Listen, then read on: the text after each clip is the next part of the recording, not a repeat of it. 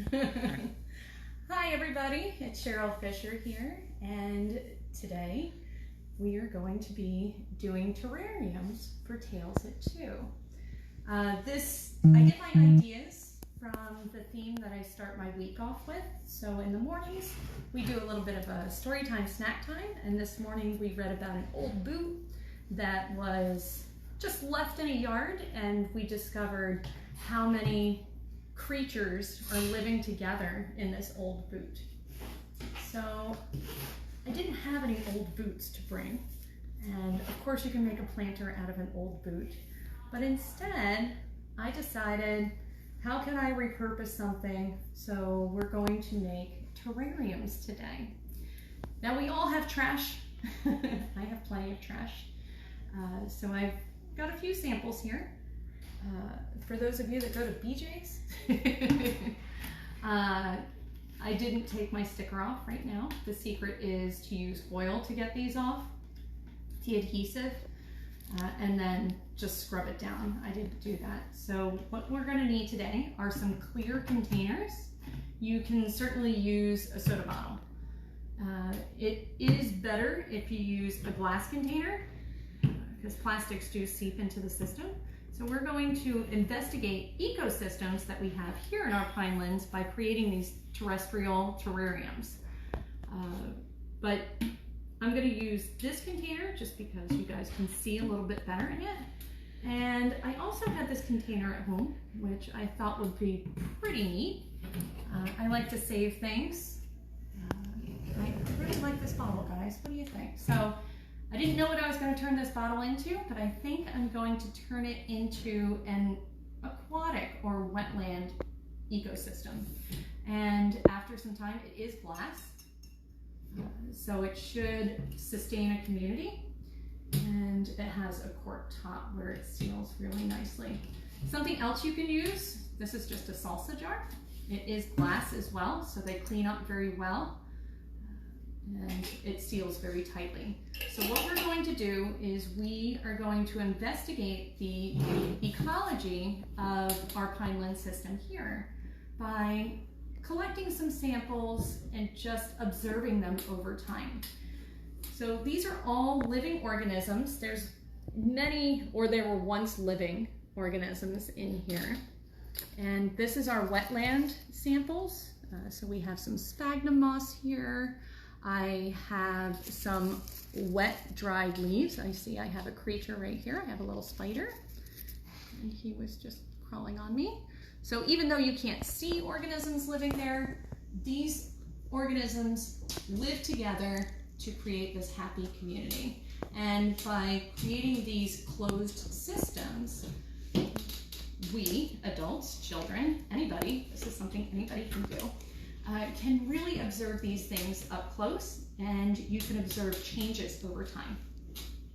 So the idea was for me to do today, let's see how it comes out, that I collected wetland sample and upland sample. So I collected these just from our white trail next to our nature center. We have lichens, L-I-C-H-E-N, and I think I talked about that before. So these consume the bark on trees. Once it's dead, it'll turn this back into soil. I also found this broken mushroom, so I thought that'd be cute to add it in. I found some pine cones, which of course is going to be lovely for an ecosystem.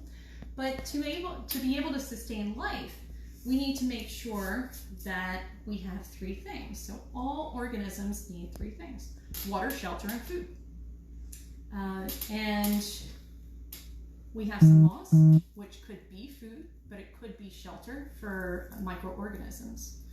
Now, this organism itself will not survive without water. So we're going to make sure that we add a little bit of water to the system, and we're going to use some plain water, like rainwater, to the system. I have a little guy in there too. It's okay, you're gonna love it. It's not focusing. It's not focusing. He's just crawling around over there, but we can see him. Maybe we'll see him later. But then for my wetland system, I made sure that I collected water from the wetland area where I collected these. So while you're walking around in your backyard, you're going to do an investigation just in your local neighborhood, I suggest that you collect everything within 1 meter square. That way you know these organisms are familiar with each other and they do utilize each other. So let's start to build. Let's make something, guys. I think we're gonna make something. So I'm gonna make this my wetlands. Yeah, a little spider in there. I think I have a lot of life that I can investigate.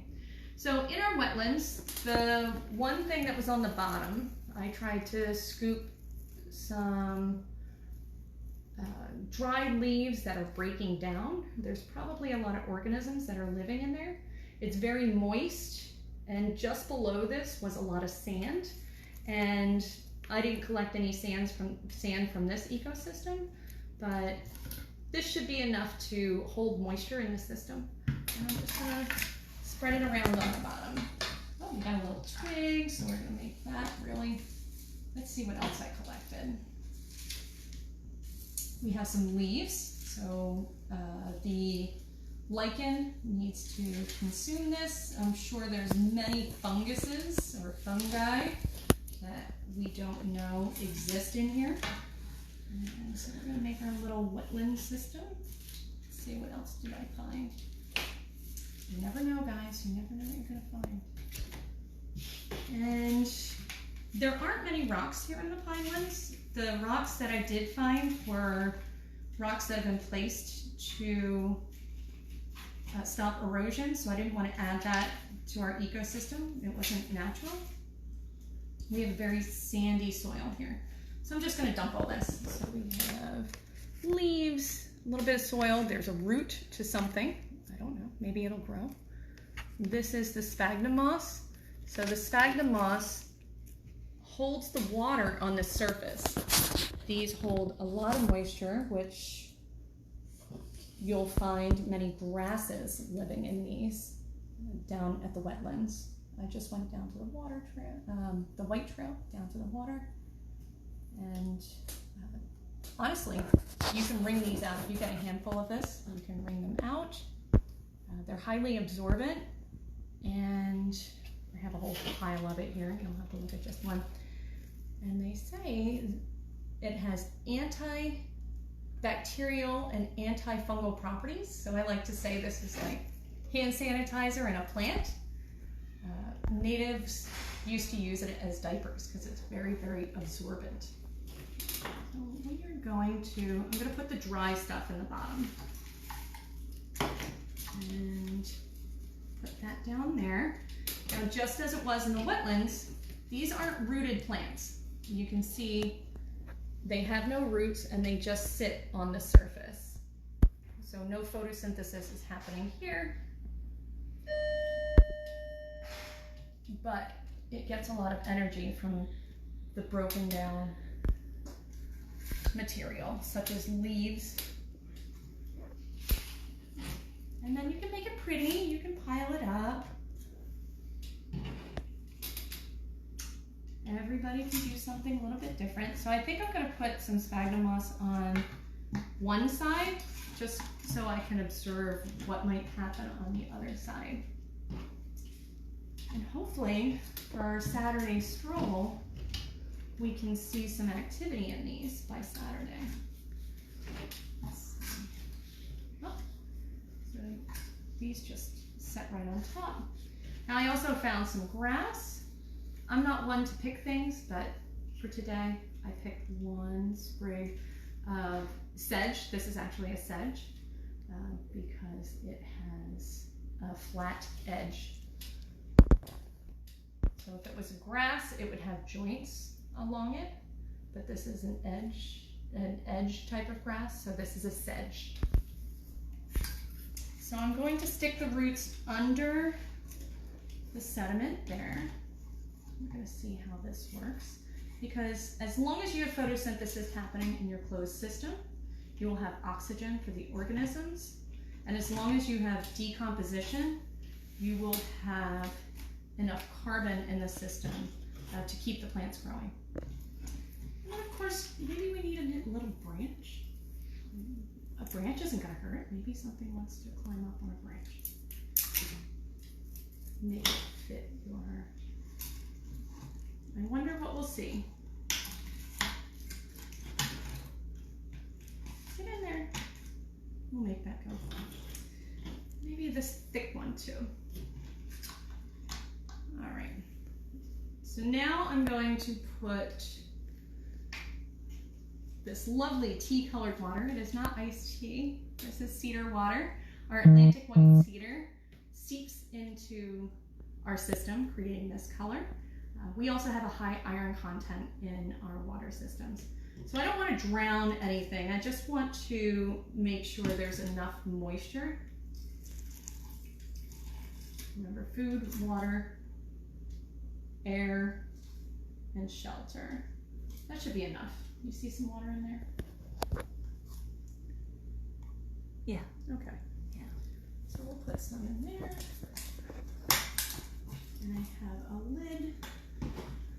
Where do you want to keep this? Do you want to keep this in a sunny area because you want the greens to access the sunlight so it can still maintain that light. So we'll see what goes on there. And hopefully by Saturday we'll have something else. And of course you can do, I love these containers.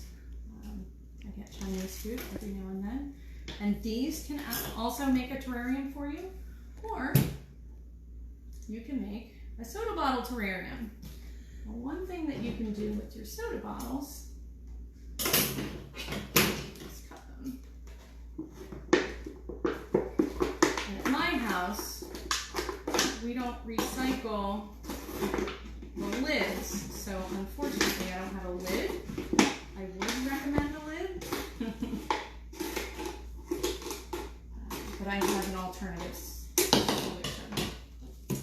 So I just cut the top off, and once you have the lid, the top actually fits neatly in there, and it will stay in there. And if you put the lid in there, I'm going to show you how you can actually grow things on the surface too. So with this one, maybe I just want to use a closed system. And, ooh, I have some lichens. So here we have is moss. Moss is also not a rooted plant. And you can see there's lots of sand trapped in there. I'm going to move this over because I did collect sand. Oh, I want to put the sand on the bottom.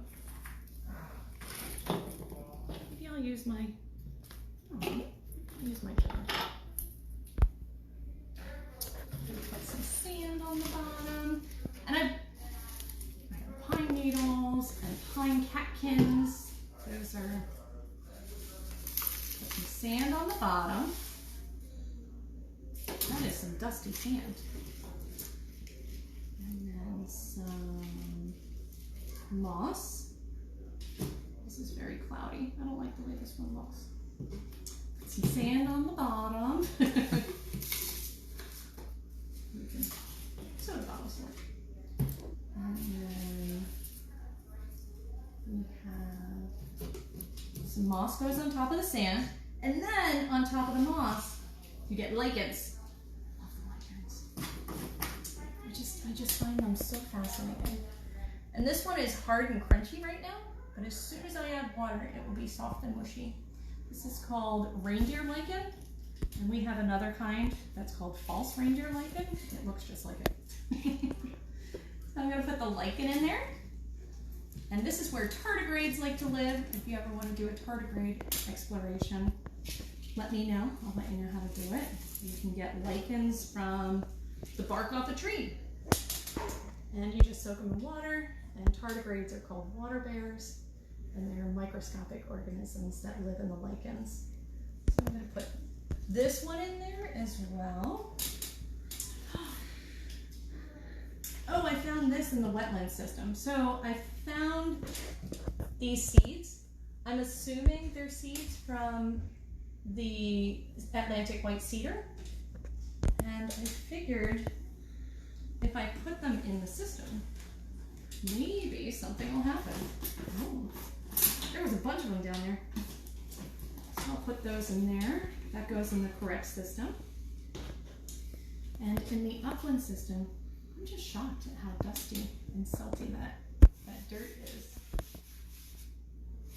Oh, it's very sooty. Pretty amazing. And then of course I'm going to put some pine needles in here because that's part of our ecosystem. Let's see what that does to the ecosystem. And why not a cute fungus? We'll put that in there too. Let's see what that does. And over time, maybe we'll see something happen. And we have this little closed system. Oh, I have a little plant here. This is called teaberry. And teaberry grows very close to the ground around here. We have a ton of it. And it's also called, it's one of our wintergreen. It's our American wintergreen plants. So if you smell it, I know it's not smell-o-vision. It will smell just like root beer or Pepto-Bismol. People smell the same thing. Or different things. So we'll put a little plant in there. How cute is that?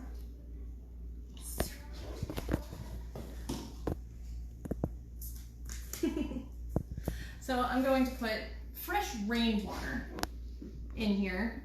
You're going to see that you're going to get a little bit of moisture. This is not the wetland system, but I want to make sure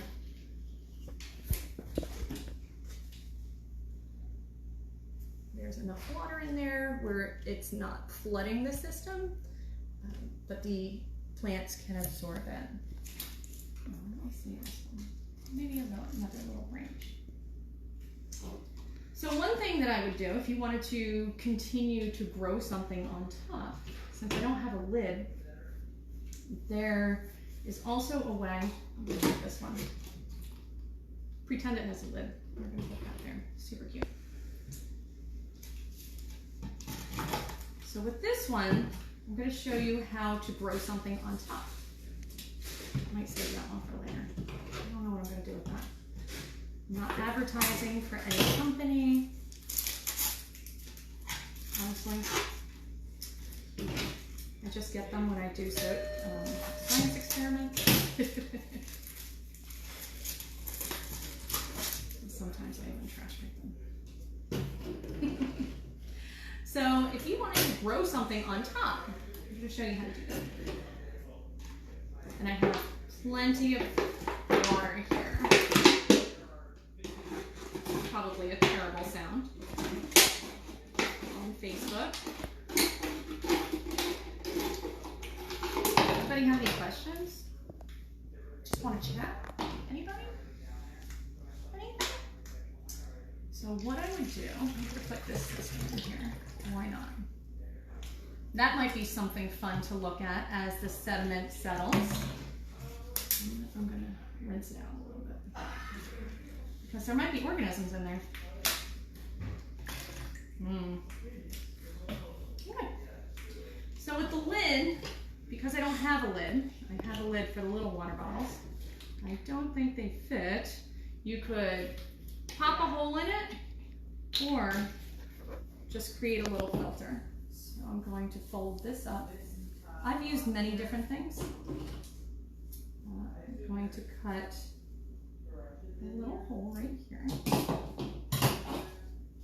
And actually I'm going to use some string. So this is going to be a wick for the water, and you won't have to water this system so long as there's water in the bottom.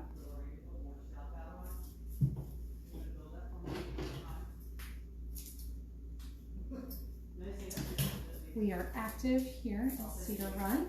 Just know that our nature center is open. Feel free to come on out. I hear we've got some visitors. Okay. And what I'm going to do is I'm just going to pop this knot. I'm going to make a really big knot in my towel here. And I'm going to put the string down And then you just open the towel.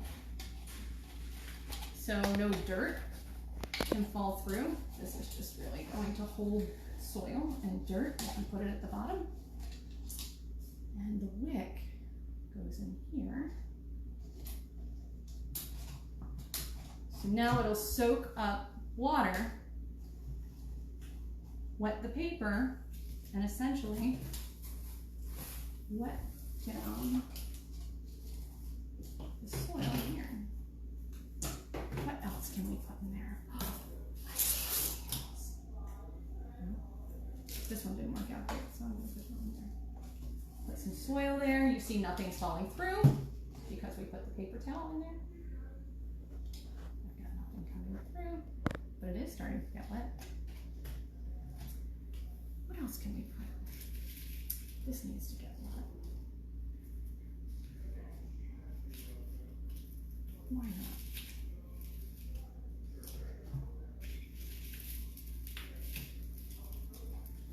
And then,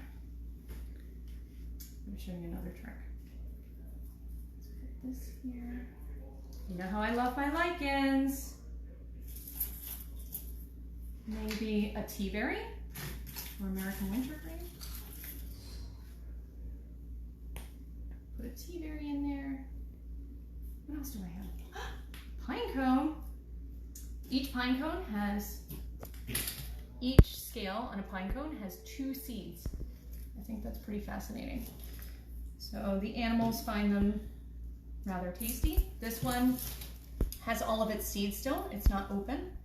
Often with some of our species of pine trees around here, it takes fire to open these. This one is open, so the seeds aren't in it anymore. Oh, there's one. That's a pine seed. So each scale has a seed. There's a bug. Oh, and a bug. Hey buddy, you want to come live in my house? I made a nice house. See? Fun investigations. Maybe they use this as a house. So we'll put that in there. That's fun. And you want to close this system up? You can. I just need another bottle. Have you ever done this, Daniel? Nope. So I do this with my 7th graders because I teach ecology too. And I have some students from 3 years ago tell me they still have a fish that's alive from this project because I give all of my students a fish for the bottom. And as long as they have a perfect system. So what you could do, I promise you this does fit together. And duct tape helps too. So you can get the lid. We're going to pretend you have a closed system there. Make sure you have this lid on there. Let's pretend the lid's on there. Oh, it works. It's weird. And I would tape this, and then you can observe both the aquatic system and the terrestrial system. And you can see condensation happen. You can see clouds being made right before your eyes. And see how these living organisms interact on a smaller scale. So I hope you guys enjoyed that. I hope you guys share some of your pictures of your terrariums as well. So maybe I'll tape this together and set them out. Make sure they don't have to be full light. Don't put them outside. They will cook. So make sure they're at a nice climate where they normally would be. So between 70 and 90 degrees is fine, but you don't want them to get above that too much.